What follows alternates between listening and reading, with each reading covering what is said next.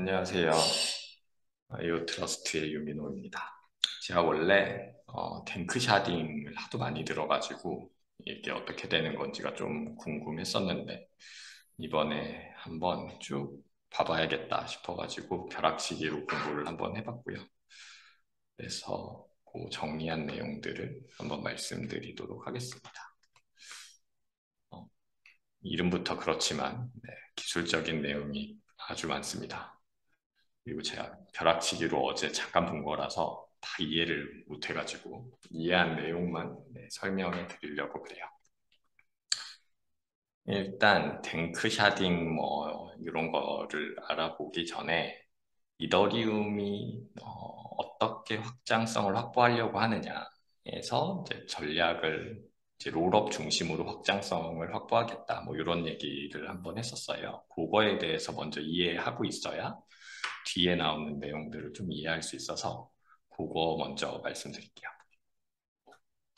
이제 롤업이라고 하면 일단 이더리움의 확장성을 높이기 위한 기술이고 뭐 아마 많이 들어보신 분들도 있고 아니면 이름만 들어보신 분들도 있고 이럴 텐데 그래서 이더리움 이제 그 레이어 2라고 하면 이더리움의 보안에 의존하겠다 뭐 이런 뜻이에요. 그래서 이더리움 입장에서 보면 레이어 2는 오프체인이고 레이어 2 입장에서 보면 이제 이더리움이 레이어 1으로서 이제 내 체인의 보안성을 이제 담보해주는 그런 역할을 하죠.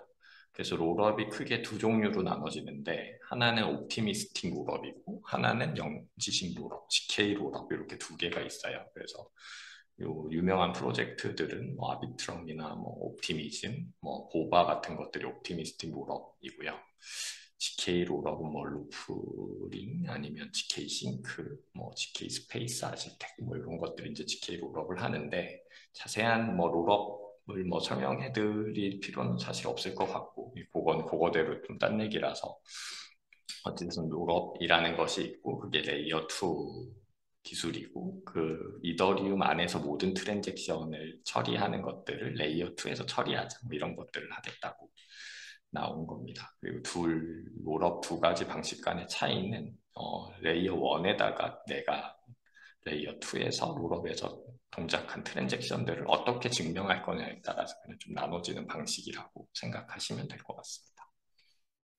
그래서 동작하는 방식을 좀 보면 우리가 뭐 토큰을 전송하거나 아니면 어떤 컨트랙트를 실행하거나 뭐 이런 종류의 트랜잭션은 이제 롤업에서 수행을 하고 이제 그 수행된 결과랑 그 L2의 상태, L2의 상태라고 그러면 뭐 어떤 주소에 얼마의 토큰을 가지고 있는지 뭐 이런 것들을 레이어 1, 이제 이더리움 네트워크가 되겠죠. 이제 레이어 1에 저장하는 구조로 되어 있고 그 이제 레이어 2에 있는 데이터들을 관리하고 검증하기 위해서 롤업의 스마트 컨트랙트가 이제 이더리움 위에 배포되어 있는 상태, 뭐 이런 상태로 보통 동작을 합니다.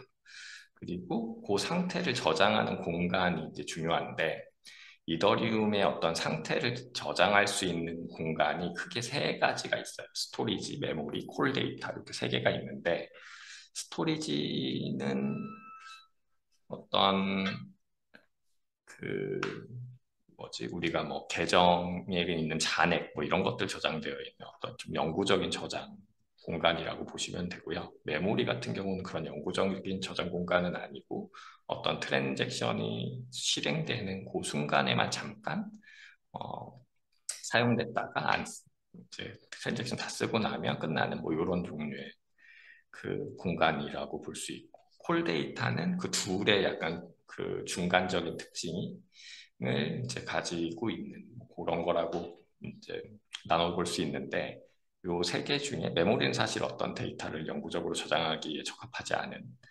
영역이기도 하고 요 셋 중에 콜 데이터의 어떤 데이터를 저장해 놓는 게 비용이 가장 쌉니다. 그래서 보통 이제 레이어 2에서 있는 롤업에 있는 어떤 데이터들은 콜 데이터라는 곳에 저장한다. 뭐 이렇게 일단 그냥 알아두시면 될 것 같습니다. 여기까지가 이제 롤업 대한 약간 기초적인 이야기였고 2020년 10월에 비탈리 부테린이 제안을 한 게 있어요. 이제 롤업 센트릭 이더리움 로드맵이라는 걸 제안을 했고 얘가 하고자 하는 건 이더리움의 확장성을 이제 이더리움이 갖고 있는 어떤 트랜잭션의 처리 양 같은 것들을 이제 늘려가야 되는데 그것을 이제 롤업 중심으로 한번 가보자라는 제안이에요. 그래서 얘가 단기 목표와 장기 목표로 나눠지는데 단기적인 목표로는 이더리움 체인, 이제 레이어 1에 있는 체인에 데이터 저장 공간, 데이터 저장을 할 수 있는 확장성을 늘리자. 그게 무슨 뜻이냐면 아까 콜 데이터라는 곳에 지금 저장을 한다고 그랬잖아요.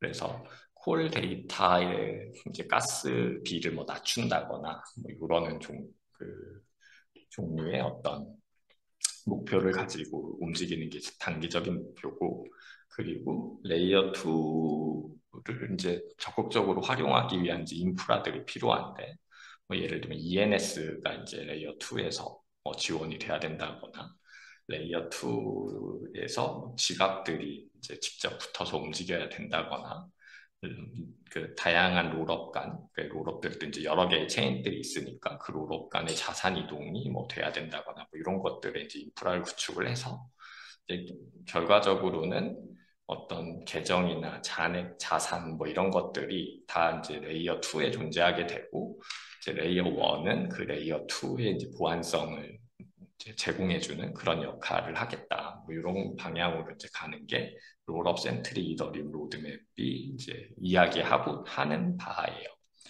그래서 이러기 위해서 약간 그 안쪽에서 어떤 일들이 벌어지는지를 좀 보면 사실 블록 콜 데이터를 에다가 데이터를 어떻게 넣는데 그 콜 데이터를 이용한 방식이 뭐 어느 정도는 효과가 있는 방법들이 있지만 한계가 존재해요. 콜 데이터에 넣을 수 있는 데이터의 사이즈를 그냥 늘리겠다라고 그냥 한다고 해서 해결되는 문제가 아닌 거죠. 블록 사이즈가 이제 커지게 되면 블록 사이즈가 커지는 만큼 노드를 이제 운영하거나 이러는 부담이 이제 더 생기기 때문에 블록 사이즈 그냥 쉽게 늘릴 수 없고 그래서 그런 문제가 이제 존재를 하는데 그래서 이제 두 단계로 나눠서 일단은 이제 콜 데이터를 쓰는 비용들을 좀 낮추고 그러면서 블록 사이즈가 너무 커지지 않게 이제 만들어 놓고 이제 그거와 관련된 이제 EIP 표준이 이제 4488이라는 표준이에요. 그 콜 데이터 가스비 리덕션 뭐 이런 이름의 이제 그 EIP이고 그런 걸 먼저 하고 두 번째로 더 궁극적으로는 샤딩이라는 어떤 기술을 활용해서 그 레이어 1에 저장할 수 있는 데이터의 확장성을 이제 보장해야겠다. 이런 이제 방식으로 이제 가게 되는 거죠. 그래서 이 두 가지를 가지고 확장성을 확보하게 되면 레이어 2에서 이제 모든 것들을 거의 대부분 처리하고 레이어 1은 그 보안을 제공하는 어떤 저장 공간으로서 이제 그 역할을 맡게 되는 그런 것들이 이제 가능해진다라는 어, 방향으로 이제 로드맵을 정해서 이제 가고 있습니다. 그래서 샤딩이라는 게 이제 용어가 나오는데 일단 샤딩이라는 용어 자체는 DB 쪽에서 이제 나오는 용어인 것 같은데 데이터를 이제 한 곳에다 다 모아놓으면 그 데이터가 계속 늘어날수록 커지잖아요. 그러면 그 데이터를 처리하기도 굉장히 무겁고 그 데이터 자체를 이제 관리하거나 뭐 이러는 것도 이제 부담이 되니까 그걸 이제 여러 조각으로 나눠서 뭐 저장하거나 아니면 나눠서 처리하자 뭐 이런 이제 기술을 이제 샤딩이라고 부르고 그래서 그 샤딩을 어떻게 구현하는지에 따라서 그 이제 뭐 방식들이 이제 여러 가지가 있는데 그것까지는 뭐 여기서 얘기할 필요는 없을 것 같고 어찌됐든 뭐 100기가의 어떤 데이터가 있으면 25기가씩 나눠가지고 네 군데에 저장해서 처리하거나 뭐 이렇게 한다 뭐 이런 종류의 나눠서 처리하는 기술을 이제 샤딩이라고 부릅니다.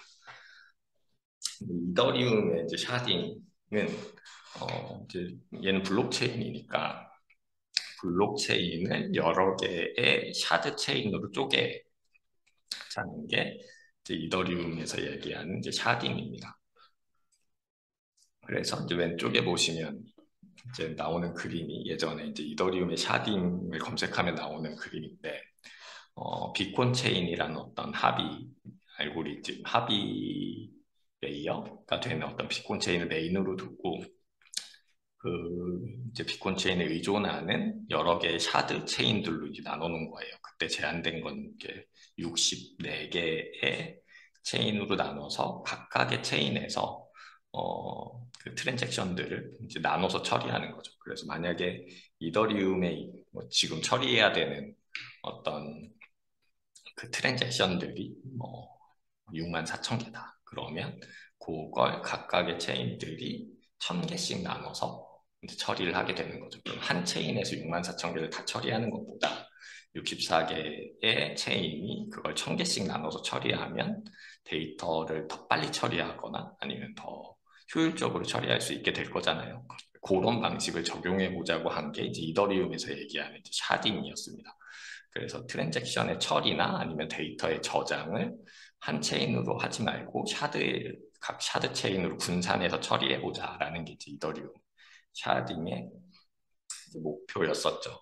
그래서 샤딩을 하기 전에는 그 트랜잭션이 오면 모든 밸리데이터가 이제 밸리데이터 전체가 모든 들어오는 블록들을 다 검증해야 됐다면 샤딩 이후에는 그 샤드 체인별로 밸리데이터가 나눠져 있고 그리고 그 밸리데이터는 자기가 속한 샤드 체인만 검증하면 되기 때문에 내가 처리해야 되는 어떤 데이터의 양이나 이런 것들이 이제 줄어들 수 있게 되고 그러면서 뭐 적은 하드웨어 사양으로도 이제 밸리데이션 같은 그 노드 운영을 이제 할 수 있게 되는 걸 이제 목표로 만든 게 이제 이더리움 샤딩이었어요.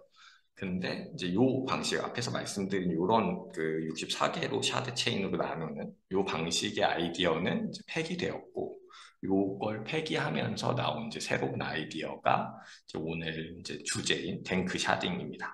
그래서 요게 폐기되고 댕크 샤딩으로 이제 이동하게 된 이유 중에 이제 하나는 롤업 앞에 이제 말씀드린 것처럼 롤업 중심으로 이더리움 확장성을 확보하자 이런 이제 방향성이 잡히면서 이 샤드 이제 이 앞에 있는 샤드 체인들은 내가 트랜잭션을 처리도 하고 저장 공간으로도 사용하게 되는데 롤업 중심으로 이동하면 사실은 데이터에 대한 트랜잭션 처리는 롤업에서 이루어진다고 했잖아요. 그래서 레이어 2에서 어차피 다 그런 처리들을 하기 때문에 이제 샤드 체인처럼 내가 데이터를 굳이 처리해야 될 이유가 없게 됐고 그리고 요런 샤드 방식을 이제 사용하면서 이제 구현하면서 이제 발생하는 이제 여러 가지 이유 때문에 요걸 이제 폐기하게 됐습니다. 그런 어떤 다른 여러 가지 이유는 뒤에서 말씀을 더 드릴 수 있을 것 같아요.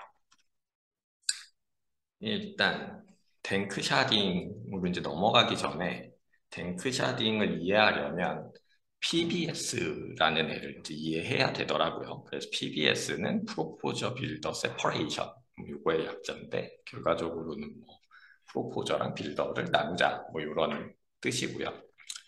얘가 탱크 샤딩이라는 걸 구축하기 위해서 PBS가 이제 선행되어야 되는 뭐 이런 조건이에요. 그래서 PBS를 이해해야 탱크 샤딩이 왜 이제 동작할 수 있는지를 이해할 수 있기 때문에 이걸 먼저 설명해 드리려고 그러고요. 이제 밸리데이터가 지금 이제 하는 일들, POS 체인으로 넘어온 다음에 하는 일들을 이제 살펴보면 이런 방식이죠. 트랜잭션들을 모아요. 트랜잭션은 이제 사람들이 누군가는 뭐 내가 누구한테 뭐 이더를 보내겠다 그러고 누군가는 뭐 디파이에 뭐 예치를 하거나 누군가는 클레임을 하고 뭐 이런 것들이 이제 트랜잭션들이죠. 그런 트랜잭션들을 모은 다음에 그 트랜잭션들 중에 나는 이번에 이런 어떤 트랜잭션 몇 개를 이제 처리해야겠다라고 이제 만들어 놓고 요 트랜잭션 세 개가 있는 걸 이제 새로운 블록 요 세 개, 트랜잭션 세 개가 담긴 블록을 이제 다음번 블록으로 하자라고 이제 제안을 하면 그 제한된 블록을 보고서 다른 이제 밸리데이터들이 이게 트랜잭션이 맞는지 이런 것들을 검증하고 투표를 한 다음에 그 투표가 통과되면 블록이 생성되는 이런 방식이에요.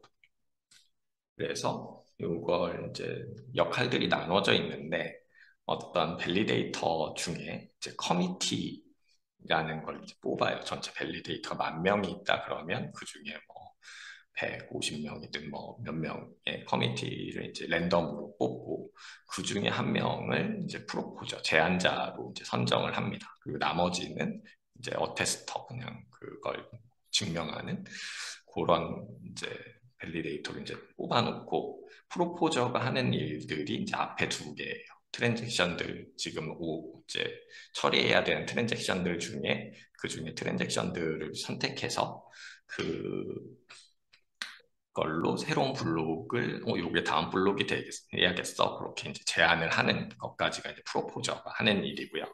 그리고 나머지 이제 테스터들이 그 이제 제한된 블록이 이제 제대로 된 블록인지를 검증하고 투표를 해서 이제 블록이 생성되는 이런 역할을 하는 거죠. 그래서 여기서 보면 프로포저가 하는 일이 훨씬 더 많잖아요. 그래서 프로포저가 됐을 때에 이제 받는 어떤 그 수수료 마이너피 하고 그냥 테스터로서 받는 그 피하고가 이제 약간 이제 차이가 나게 됩니다. 그래서 이제 만약에 이제 프로포저가 이제 내가 뭐 강력해요. 강력하다는 건 더 많은 그 지분을 가지고 있어서 내가 프로포저로 이제 선정될 확률이 높은 거죠. 그러면 이런 밸리데이터 이제 강력한 프로포저들이 할 수 있는 일이 뭐냐면 트랜잭션들을 막 모아요. 그래서 새로운 블록을 제안하려고 할 때 트랜잭션 안을 쳐다보고 있는 거죠. 트랜잭션 안을 이렇게 봤더니 여기서 이더리움을 대량으로 매수하는 트랜잭션이 있다는 걸 볼 수 있겠죠. 내가 트랜잭션들을 이제 골라내니까 그런 이제 기회를 포착하게 되면 이더리움이 대량 매수가 있다는 건 대량 매수를 하기 전과 하고 난 다음에 이더리움의 가격이 달라질 수 있을 거라는 거잖아요. 매수의 이제 트랜잭션이니까 이더리움의 가격이 높아질 수 있다는 거죠. 그러면 그 트랜잭션이 처리되기 전 트랜잭션에는 이더리움을 이제 매수하는 사놓는 트랜잭션을 내가 껴놓고 그리고 실제로 이더리움이 이제 대량으로 매수돼서 가격이 이제 올라가는 상황이 되면 그 뒤에다가 이더리움을 다시 판을 앞에서 샀던 걸 그냥 넣어버리면 내는 위험이 없는 상태에서 어떤 그 차액을 먹을 수 있는 뭐 이런 기회들을 이제 이제 찾을 수가 있겠죠. 이게 이더리움 매수 이제 이런 종류의 공격은 사실 이더리움 매수나 뭐 이런 것들보다는 그 덱스들의 그 아비트리지 뭐 이런 트랜잭션들을 보고 하는 경우가 더 많다고 그러던데 어찌됐든 내가 트랜잭션을 모으는 과정에서 이런 기회를 포착해서 어떤 이득을 취할 수 있는 이런 기회가 있는 거죠. 그래서 이런 것들을 이제 뭐 MEV라고도 그러고 MEV가 이제 뭐 맥시멈 무슨 익스트레터블 밸류 뭐 이런 거의 약자였던 것 같은데 이제 그 마이너가 이제 이득을 이제 취할 수 있는 어떤 행동들을 이제 할 수 있게 되는 거죠.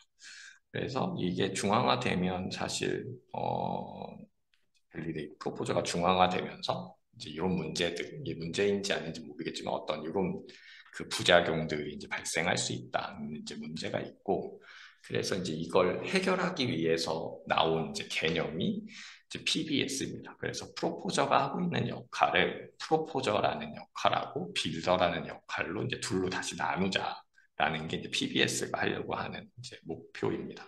그래서 이건 아직 도입되어 있는 건 아니고 이런 방식으로 도입하면 좋을 것 같아라는 어떤 제안이 올라온 상태에서 그냥 논의가 이루어지고 있는 상태예요. 그래서 PBS가 도입되면 이제 앞쪽에 트랜잭션들을 이제 모아서 블록 나는 요걸 블록으로 해야 돼 이런 걸 하는 이제 주체들은 이제 빌더라고 그래요. 맨 앞단에 일을 하는. 그럼 그 빌더들은 난 그 앞에서 하는 어떤 MEV 같은 방식을 통해서 그 이런 블록을 만들 때 내가 원하는 방식의 이제 이득을 취한 상태로 블록을 만드는 거죠. 그래서 빌더들은 이제 여러 명이 될 수 있는데 그 빌더들이 각각 이제 자기들이 원하는 블록을 만든 다음에 그 블록을 프로포저한테 보내요. 그러면 프로포저는 빌더들이 주는 블록들 중에 블록 A도 있고 B도 있고 C도 있는데 세 개의 이제 후보군들 중에 이제 제일 마음에 드는 애를 하나 선택한 다음에 그 블록을 이제 실제 블록으로 했으면 좋겠다고 이제 테스터한테 이제 보내는 거죠. 그러면 그 세 개의 블록을 이제 만약에 제안받았다. 그 중에 내가 고르는 기준은 이제 빌더들이 이제 블록들을 프로포저한테 주면서 난 이 블록을 네가 처리해주면 너한테 P를 뭐 1을 줄게 아니면 뭐 2를 줄게 1.5를 줄게 뭐 이런 프로포저 P를 이제 같이 주는 거예요. 그러면 프로포저 입장에선 당연히 내가 받을 수 있는 어떤 수수료가 가장 높은 블록을 이제 실제 다음 블록으로 이제 제안을 하게 되겠죠. 그래서 약간 어떤 경매 방식으로 이제 처리를 하게 되는 이런 모델입니다. 그래서 이제 이런 모델을 도입해 보자라는 게 이제 논의되고 있고, 이게 논의가 되는 와중에 이제 나온 게 이제 탱크 샤딩입니다. 그래서 PBS라는 게 이제 됐다고 치고, 그럼 우리가 원래 갖고 있던 샤딩을 좀 더 다른 버전으로 이제 개선해 보자라는 게 이제 탱크 샤딩입니다. 그래서 탱크 샤딩 이 이제 뭐 나오려면 기존 샤딩이 이제 갖고 있던 문제점이 있어야겠죠. 그래서 그 이제 기존 샤딩을 처리하려면 어 이제 체인 이제 샤드 이제 기존 샤드는 각 샤드들이 이제 별도의 체인이라고 그랬잖아요.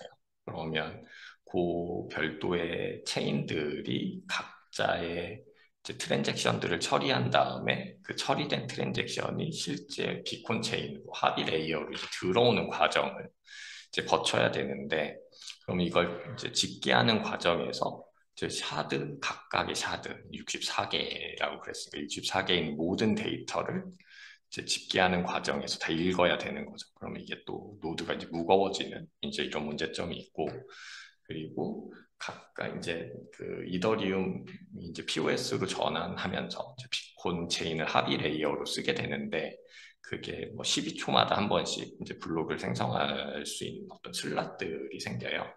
근데 그게 모든 샤드들이 이제 동시에 12초마다 한 번씩 그 각 샤드의 블록들을 막 만들어줘야 되는 거죠. 근데 64개가 동시에 그런 타이밍을 맞추기가 사실 쉽지 않고 그걸 맞추기 위한 약간 기술적인 복잡성이 이제 들어가게 되는 것도 일단 가지고 있는 문제점 중에 하나고 그리고 이제 그 롤업 중심 이제 로드맵에 따라서 보면 트랜잭션 실행은 이제 롤업에서 하고 데이터 저장만 이제 이더리움에 넣으면 되는데 굳이 샤드에서 트랜잭션 실행을 할 필요가 없어진 뭐 이런 것들도 이제 있겠죠. 그래서 이제 이런 문제를 약간 개선하고자 이제 나온 방식이 이제 탱크 샤딩입니다. 탱크 샤딩은 이제 탱크라드 페이스트라는 이제 사람이 제안한 샤딩이어서 그 사람의 약자를 따서 탱크 샤딩이라고 부른다고 합니다.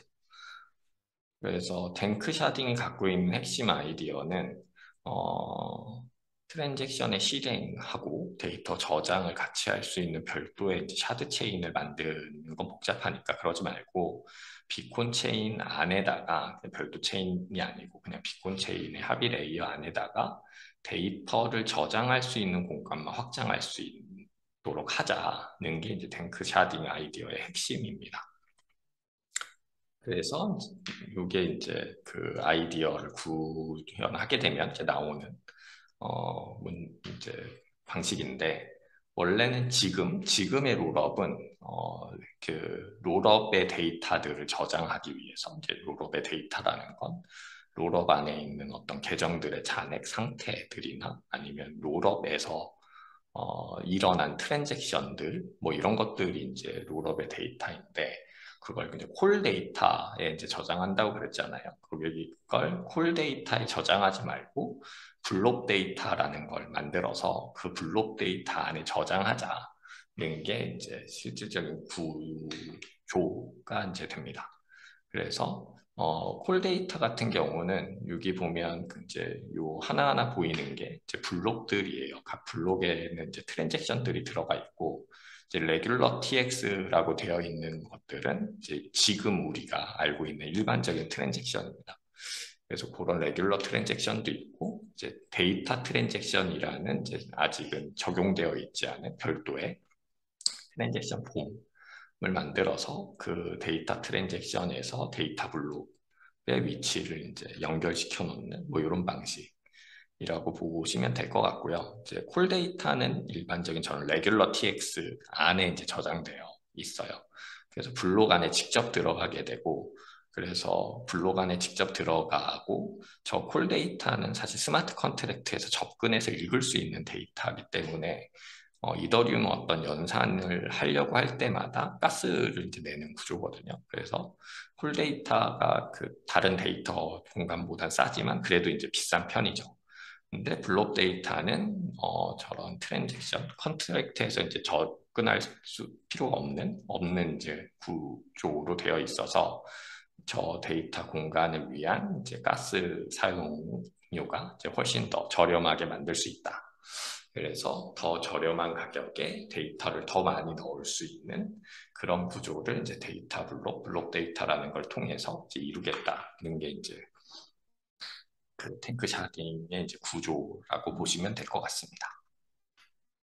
근데 이게 보면 결국은 사실 뭐 블록 안에 넣느냐 아니면 밖에 넣느냐 그러는데 사실 그냥 블록 사이즈가 커지는 것처럼 이제 보일 수 있어요. 그래서 블록 사이즈를 그냥 크게 할 거면 지금 있는 블록 사이즈를 그냥 크게 늘리는 거랑 뭐가 다르지? 뭐 이런 생각이 들 수 있죠. 그리고 블록 크기가 커진다는 거의 뜻은 어, 이제 처리해야 되는 데이터가 많아진다는 뜻이고, 그럼 그걸 처리하는 것들은 이제 밸리데이터가 하게 되는데, 노드 오퍼레이터나 밸리데이터가 하게 되는데, 그게 고사양의 컴퓨터가 필요하게 되면 데이터가 커져서 처리도 큰 걸로 해야 되고, 커지면 그 이제 밸리데이터가 이제 중앙화될 수 있는 거죠. 그런 고사양의 어떤 하드웨어를 가진 주체들만 이제 이런 그 생태계에 참여할 수 있게 되기 때문에 이제 이런 문제가 있는 거죠. 그래서 이제 앞에 말씀드린 이제 PBS 이제 그리고 기억 나실 것 같은데 이제 빌더와 프로포저, 뭐 테스터 이렇게 나눠졌다고 그랬잖아요. 이제 이제 블록이 커지면 그 커지는 많은 데이터들을 처리해야 되는 건 사실 이제 빌더들입니다. 그리고 그 이제 프로포저는 그 전체 데이터를 이제 뭐 처리할 필요는 없고 트랜잭션들을 이미 처리한 건 빌더들이 처리했기 때문에 그게 이제 맞는지만 검증만 하면 돼요. 그리고 이제 뭐 테스터도 이제 마찬가지죠. 그게 뭐 맞는 그 이제 블록인지만 검증만 하면 되기 때문에 저런 그 탱크 샤딩에 이제 블록 데이터라는 걸 이제 적용하면 이제 데이터를 무겁게 처리해야 되는 건 이제 빌더들인 거죠. 그래서 얘가 이제 커질수록 빌더들은 더 고성능의 하드웨어를 써야 되고 프로포저나 어테스터한테는 그 데이터가 커지더라도 영향을 이제 적게 받는다 이런 뜻입니다. 그래서 이게 이제 비탈릭이 쓴 엔드게임이라는 이제 블로그 글에 나온 건데 블록의 생성은 중앙화 될 거고 블록의 검증은 이제 탈중앙화 될 거고 그리고 뭐 센서십이라는 건 여전히 이제 그잘 방지될 거다. 뭐 요게 이제 엔드 게임에 나온 어떤 그 이제 마지막 문구 같은 건데 요 밑에 있는 그림은 이제 이더리움이 이제 롤업하고 같이 있는데 롤업이 하나가 막 커지는 케이스 아니면 롤업이 여러 개가 막 그 존재하게 되고 뭐 이런 케이스 각각의 케이스들이 어떻게 흘러가더라도 위에 이제 나온 것처럼 블록 생성은 중앙화되고 블록의 검증은 탈중앙화되는 형태로 이제 가게 될 거라는 게 이제 엔드게임에 나온 거죠. 그래서 이렇다 하더라도 괜찮다라는 게 이제 비탈리 부테린이 이제 하고 있는 주장이고 그래서 이제 탱크 샤딩이 이제 주요 로드맵 중에 하나로 이제 올라오게 된 이유입니다.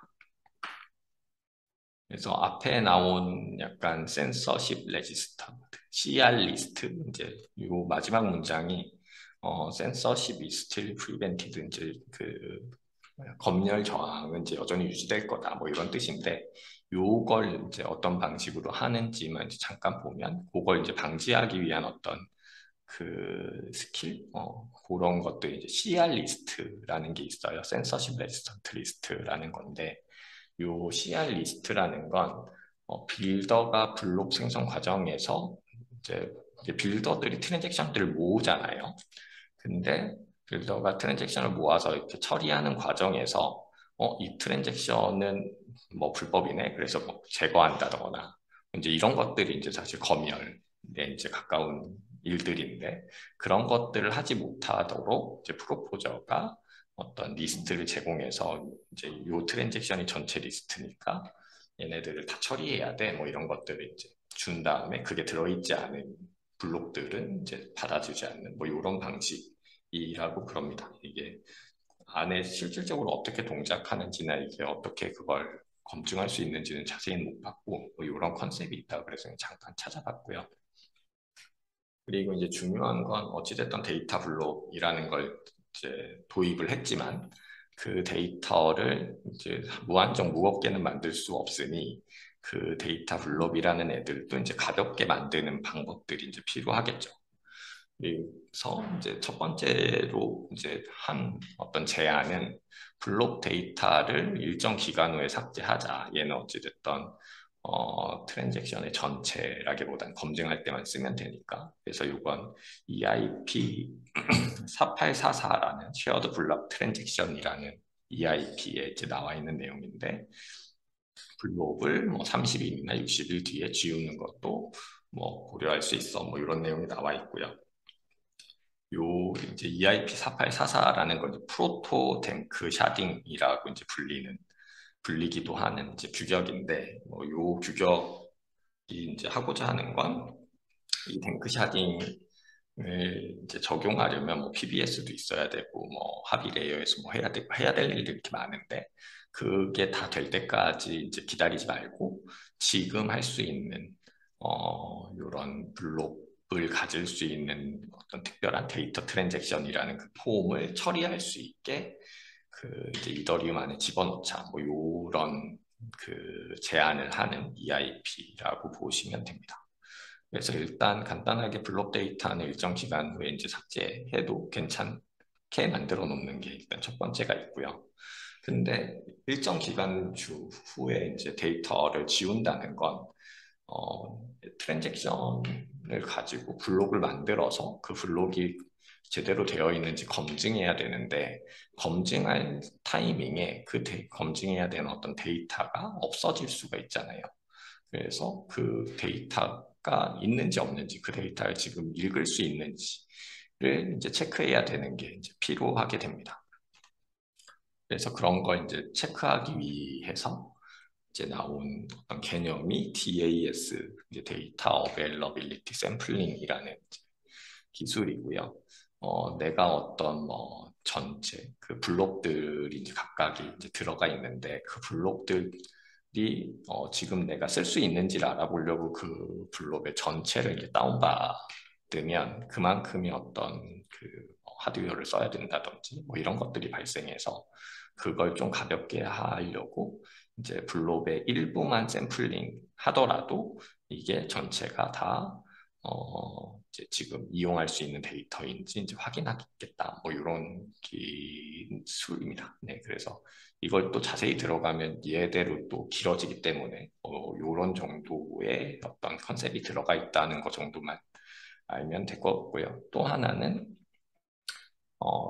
KGG 커밋먼트라는 이제 뭐 규격 프로토콜 방식인데 블록 데이터 안에 특정한 데이터가 존재하는지 확인하는 거죠. 그래서 내가 검증하려고 하는 어떤 사실이 있는데 그 사실을 이제 알려면 그 사실을 이제 검증하려면 그 검증해야 되는 데이터가 있는지를 이제 DAS를 통해서 확인하고 그 검증해야 되는 그 사실만 이제 가지고 이제 그 블록 데이터 안에 이제 전체를 보지 않더라도 일부의 데이터만으로도 내가 알고자 하는 사실만 딱 이제 검증할 수 있는 뭐 이런 종류의 이제 방식이라고 그래요.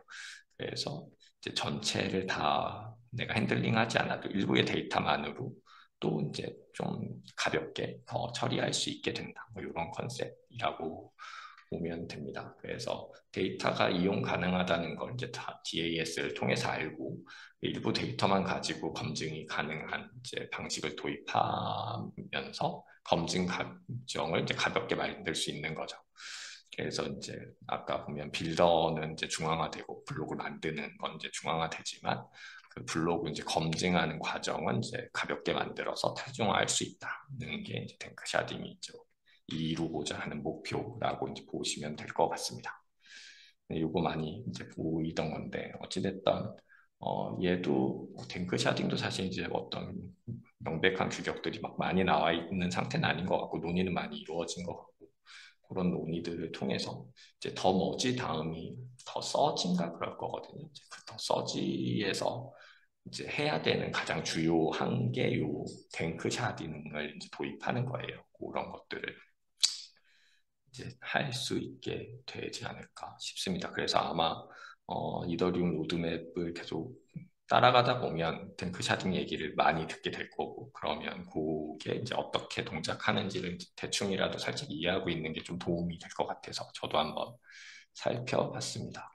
요거 보면서 이제 본 참고 자료들이고요. 요거 이제 자료 올라가면 뭐한 번씩 다 하나씩 하나씩 재밌더라고요. 한번 봐도 이제 좋을 것 같고 네, 제가 준비한 내용은 여기까지입니다. 네, 감사합니다.